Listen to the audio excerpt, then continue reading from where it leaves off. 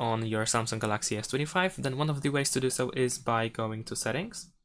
In Settings, you need to scroll all the way down pretty much to find the device care. So let's go to device care.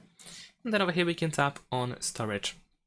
Of course, over here we have the summary of everything that we have on our phone. We can see how much is used, how much of our storage is used.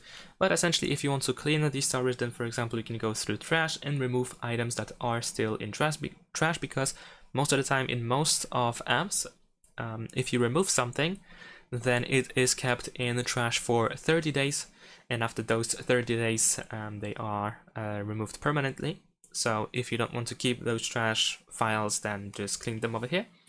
You can also find unused apps, so apps that you haven't used in the last 30 days. So if the phone thinks that you don't use these apps or you might not need them, then of course you can uninstall them over here. You can also find duplicate files, so if you have identical files, then you should be able to select the file and then you can delete it if needed, like this. So this is also a good way to check if we have files that could be easily removed.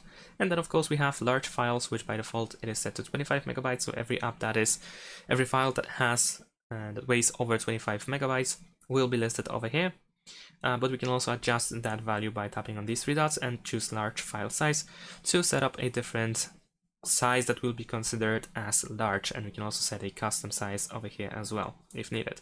So this is essentially the best way to get rid of some files that might not be necessary to be kept.